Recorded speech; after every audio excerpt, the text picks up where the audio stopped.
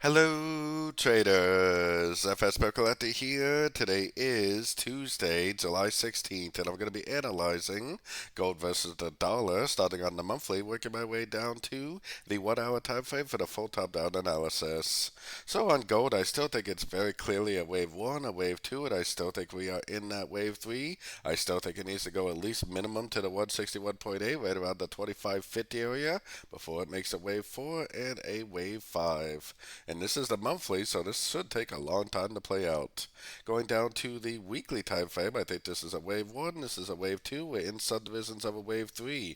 Most likely it's a 1 of 3, 2 of 3, 3 of 3, 4 of 3, and we're currently in a wave 5 of wave 3, which I think will take it at least to the 161.8 Fibonacci extension. So heading down to the daily time frame, I think this wave 5 right here is actually the end of a wave 3 of 3, and then this is an ABC of 4, and now I think we are most likely, or it could even be an ABCDE. Either way, it doesn't matter how you count it. It looks like the end of a correction. Looks like we're back into an uptrend, which most likely is a wave 5. Wave 3 of wave 5, technically, on the weekly time frame. So going down to the weekly time frame, or the 4 hour time frame that is, we are definitely still continuing to make higher highs, higher lows, especially when you're in a wave 3 like we are. You have to continue to trade with the trend.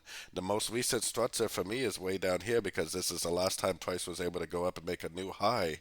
So the only thing that would turn me into a seller is if price went all the way down here and broke this swing low.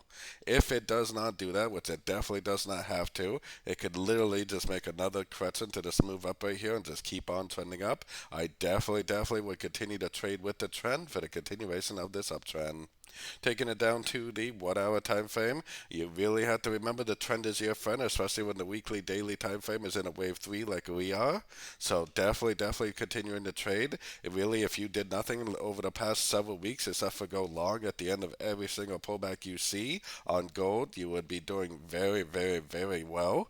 Now, if this goes up and makes a new high and then later on comes back down and makes another, higher low, another three-way pullback, then I would definitely continue to go long for the continuation of the uptrend.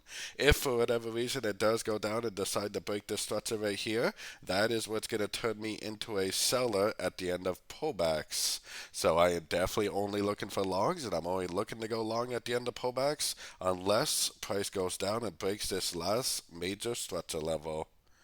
So don't forget to join my free Discord channel, which is linked down here in the corner. And don't forget to check out my website if you'd like to get access to my swing trade setups and my daily live Zoom meetings. As always, thank you and happy trading.